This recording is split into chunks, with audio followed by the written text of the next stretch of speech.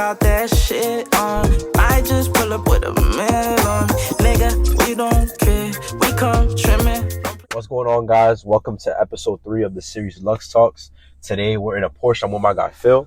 How's everything going today, bro? It's amazing, man. Blessed every day. So you can pretty much, start off, introduce yourself to everybody so everybody knows who you are. Yeah. So I'm 20 years old. For those that don't know, my name is Phil. I own a demolition and asbestos company. I've been able to take that capital that I make from that and put it into properties. I like to invest into properties a lot. Yes, sir. That's what's up, bro. And he's doing it at a very young age, so you have to salute that. When I was 20 years old, I wasn't doing things like that. So big ups to you, bro. Keep doing your thing. No, it's because I surrounded myself around the right people early on. Yep. Since I was 14, 15, 16, I've always been around guys that were 22, 23, just starting out. So I started seeing it early. That's what's up, bro. Yeah. So today we're going to talk about what's required to run a successful business. Cheers to successful business owners. So I want to ask you first, what do you feel like is required to run a successful business? Overall, I say dedication and discipline. Hard work beats talent when talent doesn't work hard enough. And that's the truth of the matter. The people all the way at the top of the industries is because they're willing to outwork anybody. And it just takes dedication and hard work. Absolutely. I feel like the same way, hard work, dedication. You have to have the right system in place. Yeah. You also have to be in the right business. Correct. Not every business is for you, even though you think it is for you. Mm-hmm. What one person's cliche is another person's. Yep. And you also have to make sure your business is in demand. Let's look at Halloween. Halloween is it's October. So Correct. if you have a store where you sell costumes, more than likely you're gonna make money in October. Correct. No. I agree. Actually, I know a guy in the city that owns a building, but since he owns it, it's actually beneficial. He has a little section where every single Halloween he just puts it up. But Besides that, it really doesn't make sense just to go into that industry. Exactly. You aren't making money throughout the entire year, so you want to make sure, if you're watching this, you're looking to start a business. Yep. You want to find something that's going to be in demand throughout the entire year. We're going to talk a little bit about, demand. But obviously, successful business. How do you go about finding the right people to work with? Definitely. I look for people that not only just want a job, but that they also see themselves building within the company. That's something I had to learn within the time. A quote that I did learn that helped me out a lot was, and it goes with my industry, and it's very simple. You have two workers. You have two workers building a building. One of them is putting down bricks, and the other one is also putting down bricks.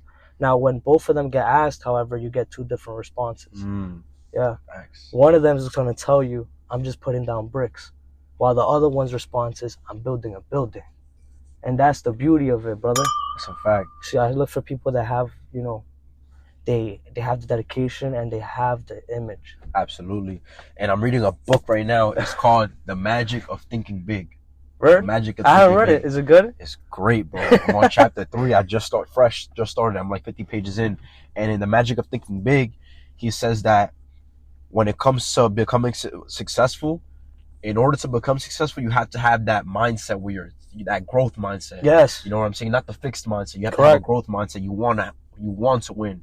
And he was saying in the book, when he wants people to work for him, he doesn't look for people that are intelligent or are the best at memorizing. No. He looks for the people that think it can happen for them. The enthusiastic people, the people that think big, because those people that have the belief level, you can teach them what needs to be taught, but you can't teach a belief level. Exactly. You can't. And I've always actually said that it's something that's within you. I feel like you have to have it within you. And it's something that you just feel, and it urges you and it pushes you every day. I don't know if you feel it. Absolutely. I definitely feel it all the time. And I feel like that's what kind of gets me always thinking outside the box and, taking a lot of risks.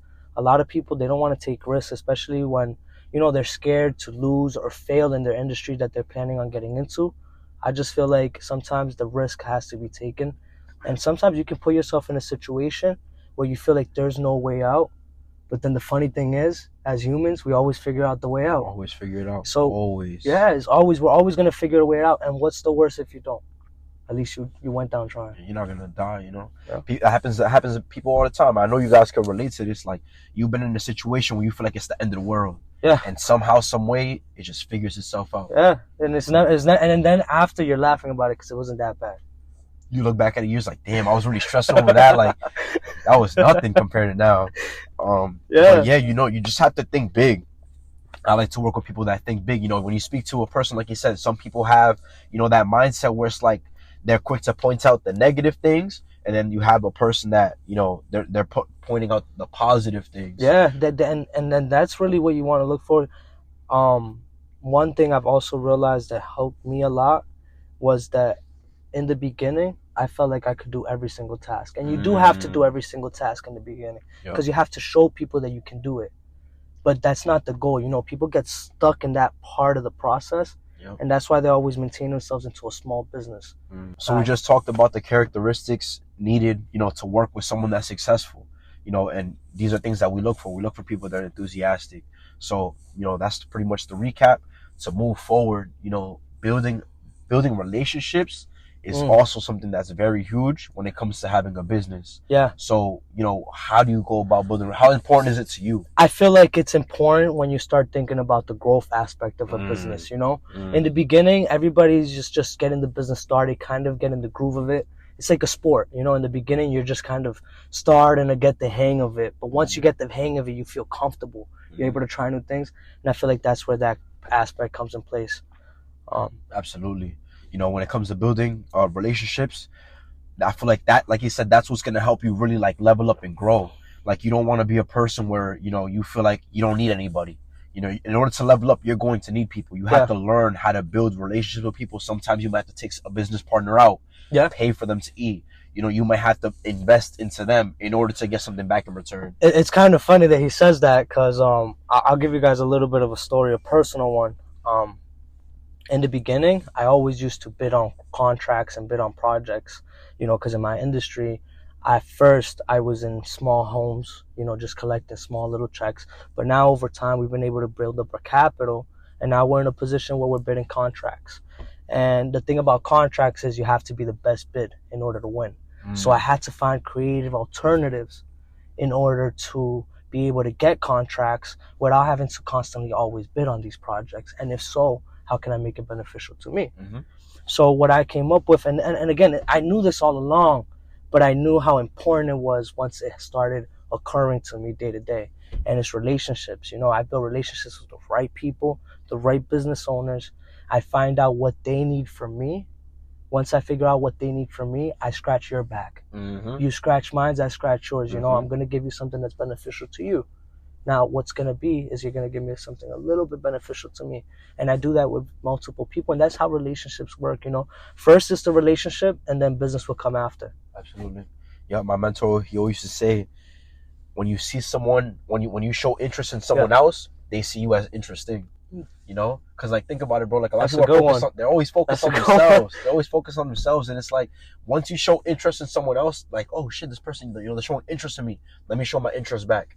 You know, if I walked up to you and I'm like, yo, you know, I love your outfit, bro. You look like a sharp man. You're probably gonna say something back, right? You're probably gonna compliment me back now because I showed my interest in you, and before you know it, we're kicking it. You know, we're talking about what we do, and that's how simple it is, man. That's you know, how simple it is. It really is that simple, right? I had a project. My first project manager that I had in my company, he's 64 years old. I'm 20, so you know, it takes a lot for a 64-year-old man to want to listen to a 20-year-old. How did it happen? I understood the situation and I took initiative. You know, so in the beginning, I knew him from another company. He was working for another company and had just gotten laid off. He had a situation with another co-worker, didn't go too well. I ended up taking the guy out to dinner. You know, I knew him from prior contracts, and he contacted me. He let me know that he didn't have work. Took him out to dinner. We spoke about 2-3 times over dinner, and I'd say about a month later, he gave me a call, sat down with him. I gave him a deal. It was a little bit of a different deal because, like I said, again, I was just a small business. And for a project manager coming out of pocket $80,000, $100,000 a year just to pay one. So I knew this old man, 64-year-old man, has a lot of experience, probably knows a lot more than me. So what I did was I put him in the position. I said, hey, you grab contracts, I'm going to give you 10%. Now, you know what I did? He brought me a contract for $500,000.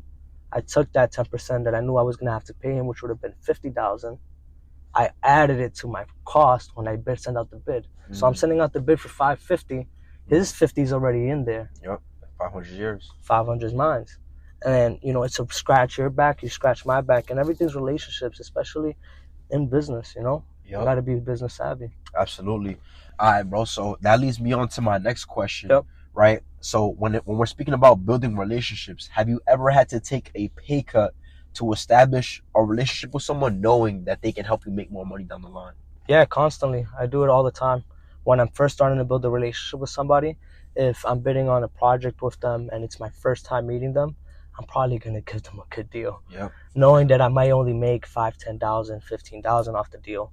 But I know that long term it's going to be beneficial because once I build that relationship, it's constant, you know, and that's what I'm looking for. I'm looking for consistency.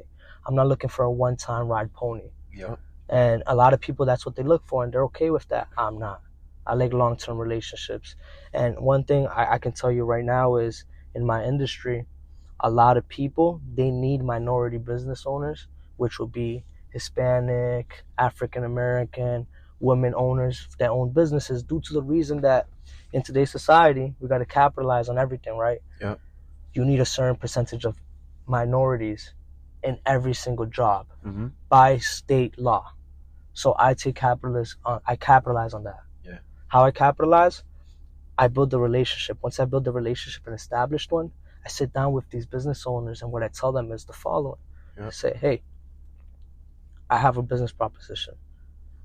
I'm going to constantly give you this MBA, meaning I'm going to cover your minority for your whole job. However, every single time you have a demolition project or an asbestos project, you scratch my back. Give me the contract. I'm going to give you your minority percentage, but you're going to give me this contract. Yep. I'm going to get paid. However, you're going to get what you need and you're able to get more money for yourself. Absolutely. It's a fact. And when you think about me and my business, I have a credit repair business. Exactly. Think about how many other companies need clients that have good credit in order to get them approved for something. You look at car dealerships, real estate agents. You look at solar companies, right? So I have relationships with people in all these fields, and what they do is they send me business. So in order to get a solar panel, you need a 650 credit score across all three bureaus. Correct. In order to get a good vehicle and save money on interest, you need a good credit score. So what I'll tell these people, hey, listen, you have a solar company. I offer credit repair services. Normally for my prices, I charge $550 minimum up to $2,000 for my services. Obviously, I like the way you move as a business owner. I respect you. I want to give you a discount. And if you have any clients that are struggling to get approved for whatever the service is, send them my way. I'll give you a discount, and then I'll also give you a cut. And then think about it now. If I have a client that needs a solar panel, if I have a client that I fix their credit and looking to get a car or a house, I'm going to send them your way, right? So now I showed them the interest. They're going to see me as interesting. Exactly. You know what I'm saying? No, yeah. And let's go back to that original point. I'll take the pay cut. I know I'm going to make less, but I'm going to make more now because they're going to send me more clients that I didn't have originally. The problem in business is a lot of people like to price themselves out. Yeah. A lot of people are too greedy. This person needs my service. I'm not going to give them a discount. They need me. I don't need them. $2,000. Can I tell you the truth of the matter? That's not the case anymore, man. Got too many people doing it. I share what I do, and I every single day I get questions from people asking me, how can I do this? How do I get this permit? And I share it. You want to know why? There's enough in the pie to share. So if you don't take it and you're not willing to take the little cut sometimes, somebody else is going to come and do it for you. Yep. And then you lost, you know? What would you rather go home with? $100 or $0? Yep. That's a fact. If I tell someone, my price is $2,000, they're going to go and they're going to find someone that's doing it cheaper. But that's also my fault for bothering you. You could. That's the amazing thing about you saying that is that's also where relationship comes in place. Exactly. Once you have established a relationship, the difference is maybe you can do it for $2,000 and somebody is doing it for $1,700.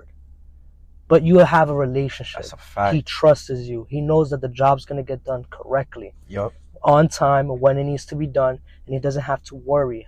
people don't want to have a headache. They have enough headaches in their own personal life. So once you're able to make somebody's business easy for them, that's where your business comes in place.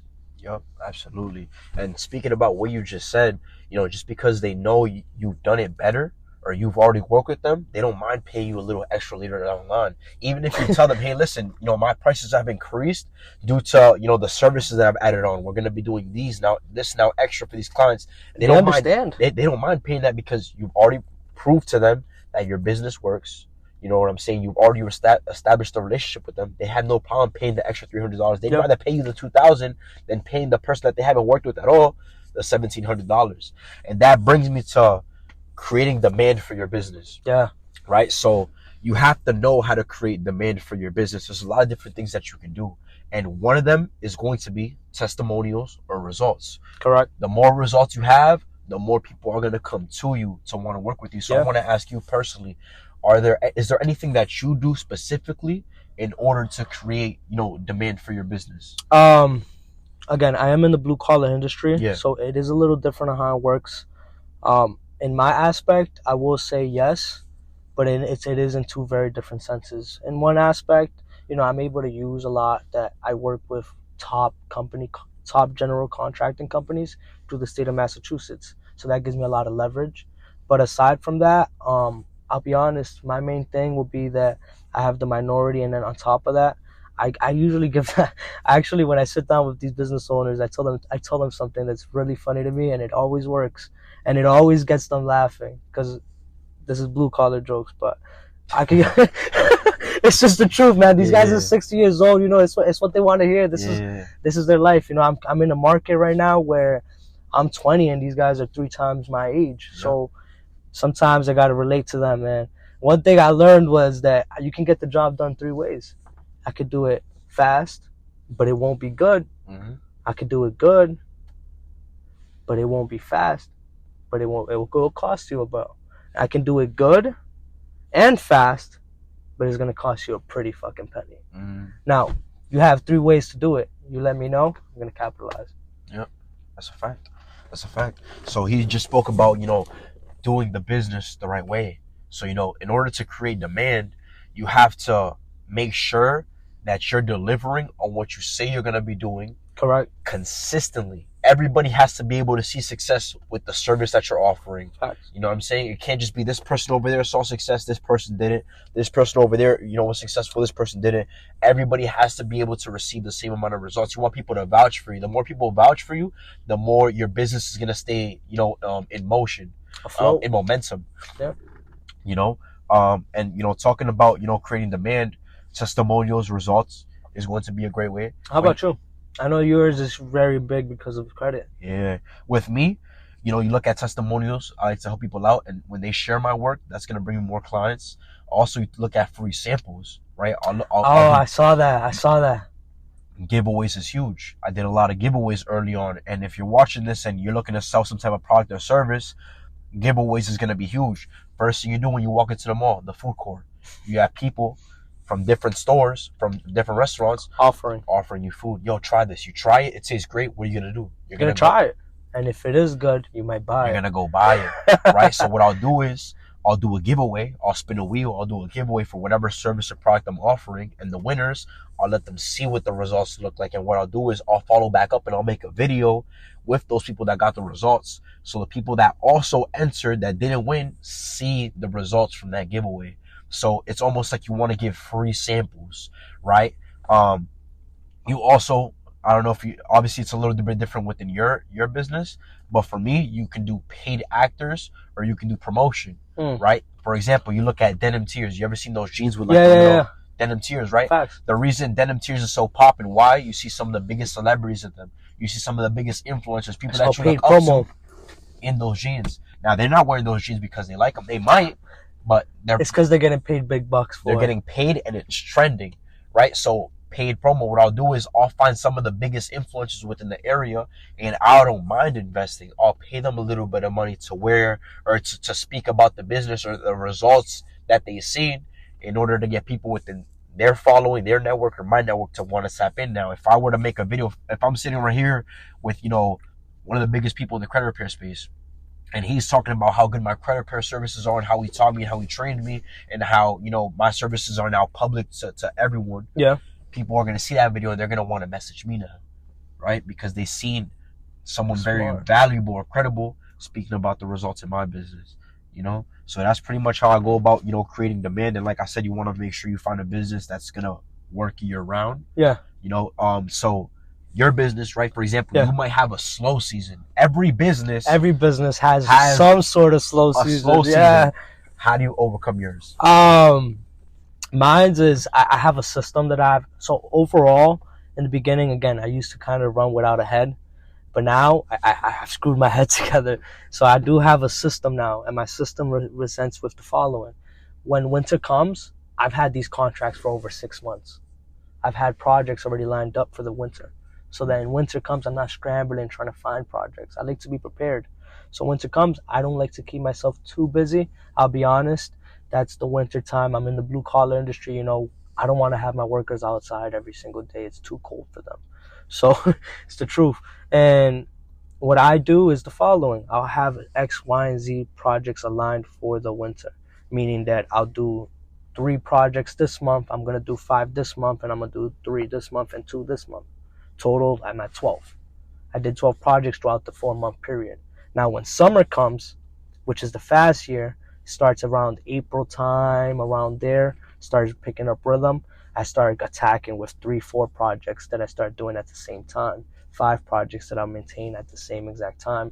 By that time summer ends, you know, we did maybe 25 projects, 30 projects. But every project does add up. You know, we're talking about now that every single project's at $50,000 minimum. My biggest contract I've been able to grab was $680,000. It was in New Bedford. Yeah, we took us 5 months to do. Congrats, bro. Took 5 months, so I made like 120 a month. But after 120, I took home maybe like 15, 20 a month. But that's one project, you know, so it's a numbers game. So that's one project, and now that's kind of what we're getting at. And just to go back a little bit to relationships, is really important. Relationship comes in place. In my industry, I'll be honest, if you want to make big bucks, you got to be able to put in big bucks. Facts. You know, because it's big contracts, and you got to be able to provide the workers money weekly. Got to be able to pay materials, transportation, waste disposal, all of the good stuff. And that comes out of your pocket until you get the big fat check. So relationships over time have come in place with me. You know, I can use my capital. However, I said it already. I like to use my money to buy properties. So I take OPM, other people's money. Yep. I build relationships with people. You know, I might give them a 5% cut, 4% cut interest off what they loan me. That's okay. But if I have a project for, let's say example, $300,000, maybe $100,000 is going to come out of my pocket. But I have a relationship with X, Y, and Z. You know, Mr. R here who owns a liquor store. He owns 3. You know, I can take $100,000 from him, and within 2 months, I'm going to pay him back. Yeah. I'm going to get my check for $300,000. I just came up $200,000. I pay him back $100,000. Maybe I give him back $30,000 in interest. Yeah. That's $200,000 minus 30. I still have $170,000 clean. Yep. And that's just an example of why relationships are so important. You don't know where an individual, how far you can go with an individual, and how much you can actually build with them. Yep. And you mentioned something that I like. You said it's a numbers game. It is a numbers game. With business, you know, not everybody is gonna want your service. No. What you're gonna want to do is, though, regardless of people telling you yes or no, you have to find a way to keep going. Because for every no that you get, for every 10 no's that you get, you're going to get a yes. Yes. So the more people you speak to about your service, the more people you're reaching out to, the more business you're able to get. I agree. People aren't always just going to come to you. No, it takes, even me, right? I own the business, and sometimes I'll bid for fun. If I'm just bidding on the web, it'll take me maybe 4 bids to pick up 1 project. I got to bid 4 times just to pick up 1. My odds are 25%. But the difference is, I'll be honest, I'm bidding with 20 other companies. So, but it's a numbers game. That's why you got to continuously put yourself in there. And it's about creating a system where you can make it spin on its own. Yeah. Once you can get it running on its own, that's the objective. That's the goal. Yep. You know? And question for you. Yeah. Obviously, you're 20 years old right now. 20 years old. Your company, I'm gonna say, has made well over 6 figures. My company's net worth is at $3 million right now. $3 million Last year we net made worth. $3 million. 20 years old. But that doesn't mean me personally. So Yeah, don't go robbing me. But that's huge, bro. You know. And at 20 years old, I want to ask you, for the people that are watching this that might be older, or might be younger, or just looking to start somewhere. Where did we get your drive from? What gave you that drive? I'll be honest. My drive came primarily from my mother. I grew up watching my mother bust her ass off every single day, and that just it put a drive in me, bro. Like right now, you know, my goal is honestly retire my mother by 21, so I have a year to go. I don't know if you know, we've been talking about it. I'm planning on having my mom move and retire in the following, so you know, I feel like that's what's been my number one drive. And now that I don't want to get too personal, so I won't mention more, but you know, it's family. Overall, I do have a lot of family that's my drive, man. You know, that's what pushes me every day, makes me want to go harder than anything. Absolutely. Same for me, man. Growing up, obviously my mom and my dad, they split up. Yeah, me too. That's why, yeah. So I was seeing my mom play the role of mom and dad ever since I was a kid. And my mom, she never complained. Never. So that's the crazy thing. My mother would come home at 6 p.m. I was with my grandma, because I used to stay with my grandma throughout the days. So I'd come home 6, 8 p.m., happy, smiling on her face. And just seeing that, you know, as a kid, you don't really think about it. But once you start growing up, you see these things. And I don't know, it just motivated me. I dropped out of school when I was 16, moved out. I took a risk. And here I am today. Absolutely. All right, guys, to wrap everything up, you know, this was a great series. I got my guy Phil on here, 20 years old, very successful entrepreneur. You know, one of my guys personally, I like to hang out with Phil, be around people that are on the same frequency as me, obviously, of course. This was a great series. I appreciate you for coming on and speaking on the series, man. I appreciate you having me, man, anytime. And you already know, man, season 4 is on the way. Let's do it. I appreciate this great episode, bro. You already know. Let's go.